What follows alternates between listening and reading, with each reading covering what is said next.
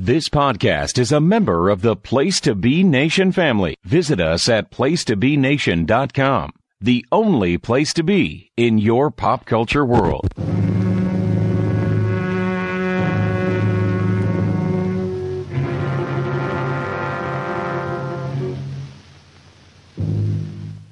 Death, eternal punishment for anyone who opens this casket.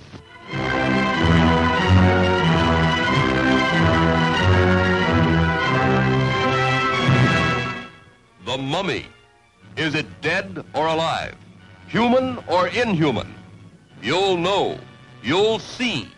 You'll feel the awful, creeping, crawling terror that stands your hair on end and brings a scream to your lips. There's nothing on earth like the mummy. You will not remember what I show you now, and yet I shall awaken memories of love and crime and death. Now I know his horrible plan. He is going to kill her and make her a living mummy like himself.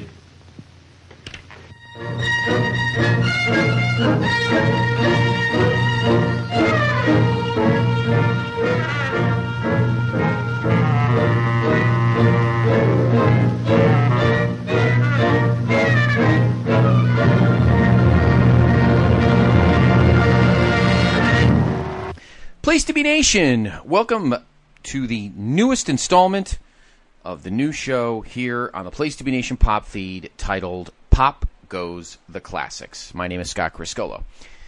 We've had the first couple on the pop feed, and obviously if you were listening, then you kind of like the tone, but it is October, so we've been doing a series of horror movies from yesteryear on Pop Goes the Classics. Now this series will continue past October, and we'll do Pop Goes the Classics for other great classic films of all genres.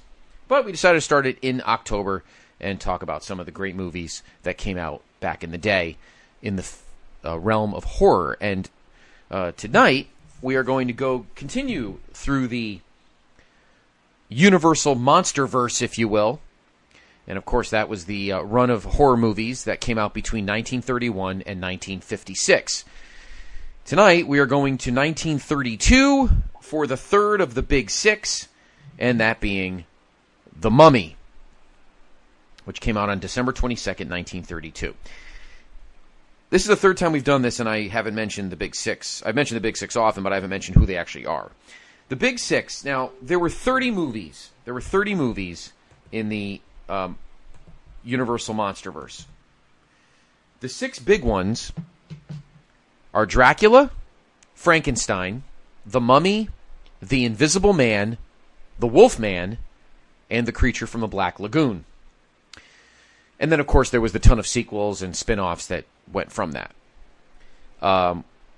We're just going to focus on the big six in terms of our pod blasts, but feel free to view any of the sequels that come in the month. Just go on to Wikipedia, look up Universal Monsters, and it's a whole list of the movies. Or go to Amazon, look up Universal Monsters Blu-ray, and you'll see the box set, which I own, and it's pretty awesome.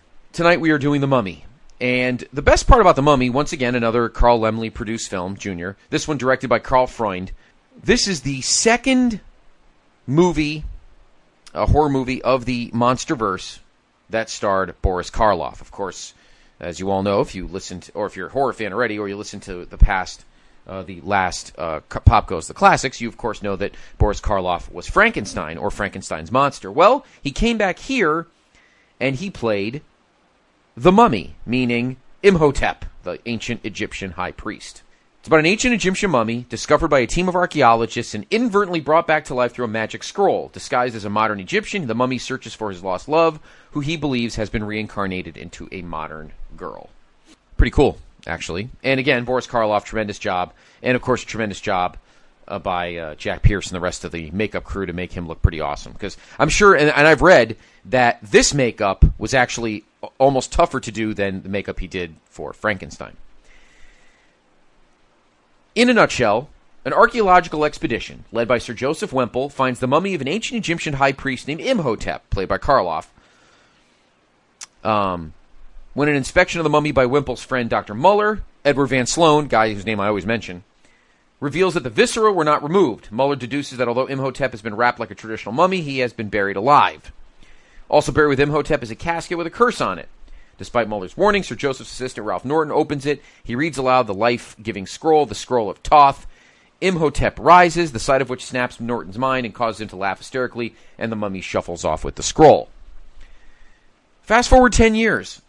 Imhotep is masquerading as a modern Egyptian named Ardith Bey, calls upon Sir Joseph's son Frank, and Professor Pearson shows them where to dig to find the tomb of the princess Ankesenaman. I think that's how it's pronounced.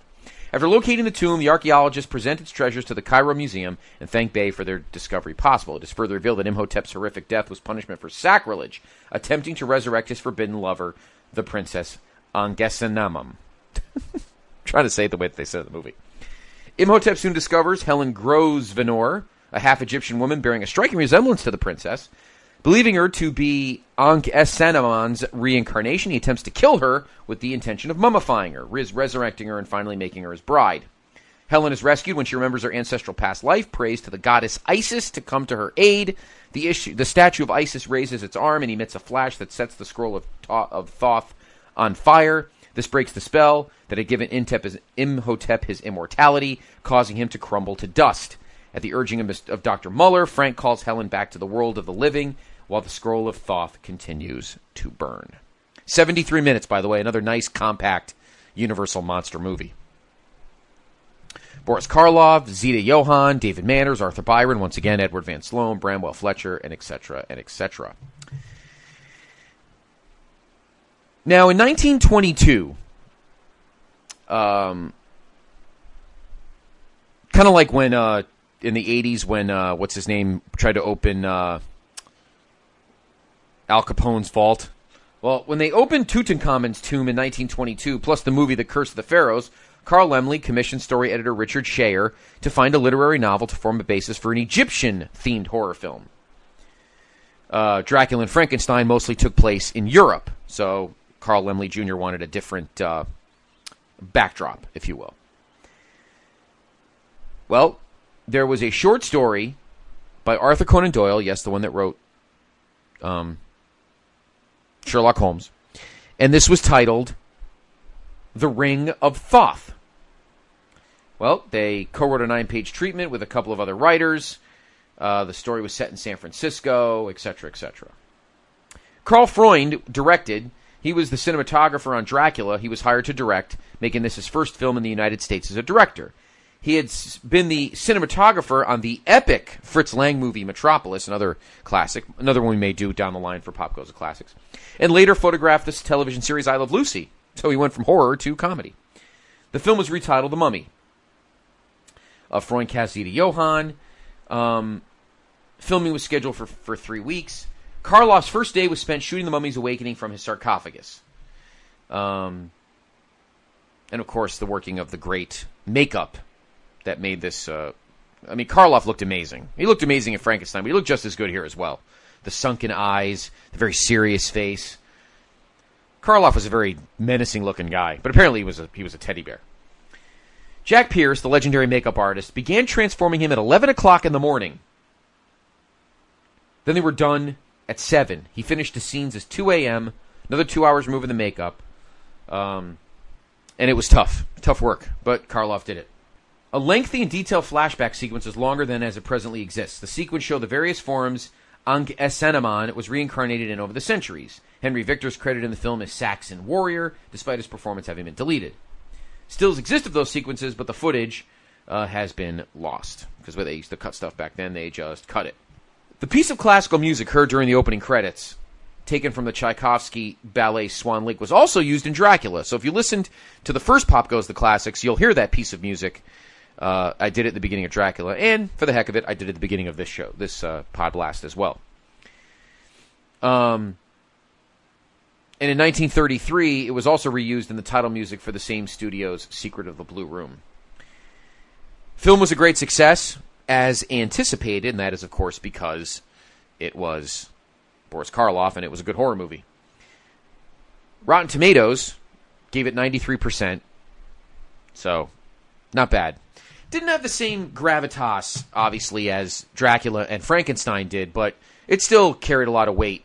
This would be the only movie, by the way, that Boris Karloff would play the Mummy. He, of course, would play Frankenstein 2 more times.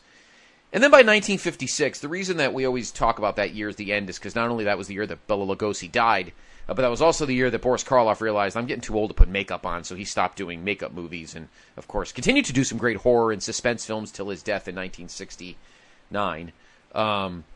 But obviously he was in regular clothes and didn't have makeup on. Unlike other Universal monster films, The Mummy didn't have an official sequel, like Imhotep didn't return. It was reimagined in other films. There was The Mummy's Hand, The Mummy's Tomb, The Mummy's Ghost, The Mummy's Curse, and then, of course, Abbott and Costello Meet the Mummy. These films focus on the titular character named Caris. It was Clarice in the Abbott and Costello film. The Mummy's Hand recycled footage from the original film for use in the telling of Caris's origins, where Karloff is clearly visible in several of those recycled scenes, but another guy played the Mummy in the other movies. Now, after Universal was finished, Hammer, of course, Hammer Film is the great British film company that did a ton of great horror in the 60s and 70s. They took up the Mummy theme, beginning with The Mummy in 1959, based on The Mummy's Hand and The Mummy's Tomb. Then they did a series of other Mummy films not related to each other. And then, of course, we would have the Mummy remakes in the 90s. Of course, the ones with Brendan Fraser. The Mummy, The Mummy Returns, Mummy, Tomb of the Dragon Emperor, and then, of course, the Scorpion King spinoff with The Rock, Dwayne Johnson. Then, of course, there was the Mummy reboot that came out that had Tom Cruise in it, and then they realized, well, that sucked, and moved on. Now, unlike Dracula and Frankenstein, the Mummy did have some historical things that they kind of needed to tweak. The Scroll of Thoth, which is the scroll that was used to bring him back to life, Imhotep in the movie, likely based on the Book of the Dead, even though the scroll itself is a fictional artifact. Thoth is the Egyptian god of knowledge, the inventor of hieroglyphs, and the author of the Book of the Dead. The film also makes reference to the Egyptian myth of the goddess Isis resurrecting Osiris after his murder by his brother Set. There is no evidence to suggest that the ancient Egyptians believed in or considered the possibility of reanimated mummies. Mummification was a sacred process meant to prepare a dead body to carry the soul through the afterlife, not for being reincarnated and living again on Earth. While it is possible that some individuals were mummified by being buried alive, it is unlikely that ancient Egyptians would think resurrection was possible because they were very aware of the fact that all the necessary organs had been removed and the body would have been little use on Earth. So, obviously, this is mostly fictionalized. Now, The Mummy has been criticized, this film, for othering Eastern culture, especially portraying it as more primitive and superstitious than in the West. In one scene, the character Helen Grosvenor longs for the, quote, real Egypt, the classical Egypt, disparaging that she is in contemporary Islamic Egypt. Of course, that was a dig on Islam, which wasn't a problem back in the day. Different than it is now. According to many experts, film portrayals of Egypt, especially in archaeology, often deal with themes of appropriating and controlling the dangers of non-European cultures. Breaking pottery and that kind of thing. So there's a lot of different criticisms and historical accuracies and inaccuracies pertaining to this movie because unlike Dracula and Frankenstein, you're talking about possible ancient history. Of course, they didn't actually mention King Tut or King Tutankhamun, who, as I mentioned 10 years earlier, his sarcophagus was opened again, kind of like when Geraldo Rivera, that's the name I was thinking of earlier in the blast. Geraldo Rivera opened up I almost said Al Jolson. Al Capone's vault there. Really not much more to say. This is kind of a quick pod blast. The Mummy is a great movie. It is another exceptional example of the greatness of Boris Karloff. Check it out. Again, I highly recommend getting, if you're a diehard horror fan, I seriously recommend getting the Universal Monster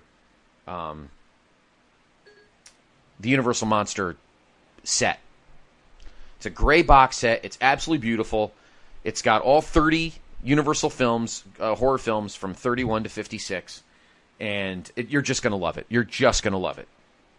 Highly recommend it if you're a diehard horror fan. So that's it for this special, for this edition of Pop Goes the Classics. It's a quickie, but I thank you for joining me. So for us to talk about The Mummy, 3 down and 3 to go. The next one we will do, if you're listening to these chronologically, is The Invisible Man, starring Claude Rains. That one's actually pretty cool too. You think that's not a horror movie, but that's more of like a guy goes nuts. A little different. It's not really a monster. It's more of a sociopath or a guy who's not playing with a full deck. He's a few sandwiches short of a picnic. But there's a reason why. So stay tuned for that one coming up, The Invisible Man. That's it for here. I am Scott Criscuolo. Thank you for listening. Pop Goes the Classics here in the Place to Be Nation Pop feed. Enjoy.